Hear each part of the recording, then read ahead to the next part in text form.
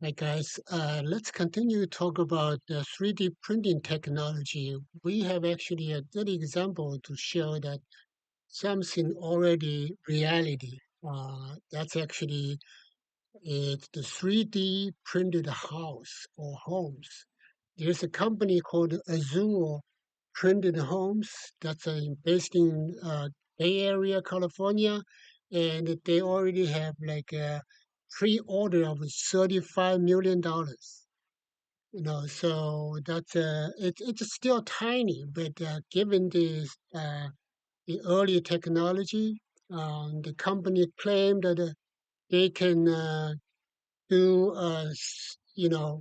small unit like under 24 hours, and then if you're talking about the ADU, which means accessible dwelling unit, that may take like 1 week, and different estimation. 'Cause some people say some estimation says that for ADU it takes like 30 days to 90 days, but different company have different technology. So, but the important thing is it's a reality. We actually already have the 3D printed house that's available in the market. Okay, what are those implications? They, at least for Azure printed home, they use 60% of the recycled plastic. That's actually important because that make the house sustainable. Of course, you have to choose the plastic, recyclable plastic carefully, because not all plastic fit for buildings. But we have something called off-gassing that may not be healthy for the individual, for the residents. And also, not everybody is comfortable living in a house that is made of plastic, right? But if you think about look at the positive side, the environmental impact is good because right now 90% of the plastic is basically goes to the landfill, never actually reused. If we can find a way to make that with the construction industry, by the way, is one of the biggest contributor to air pollutions.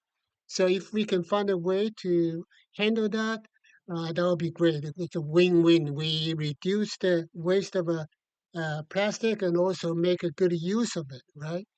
And then the average cost for the 3D printed home is about $35,000.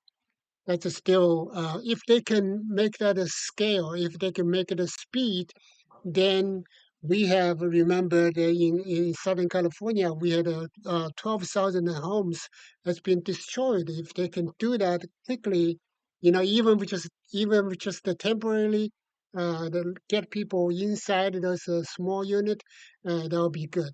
In terms of employment, the 3D printing homes still need a higher, but although not a big scale.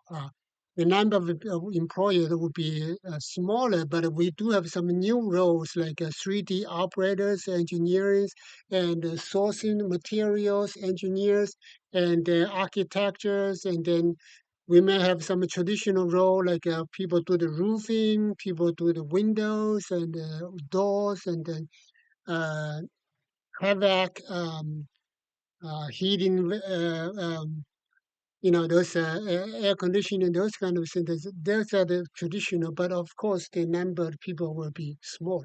So we can use this. I think the reason why I want to mention this is that 3D printing, in some way, has been an early reality. Okay, right now it's tiny. It's less than not even 1% of the market.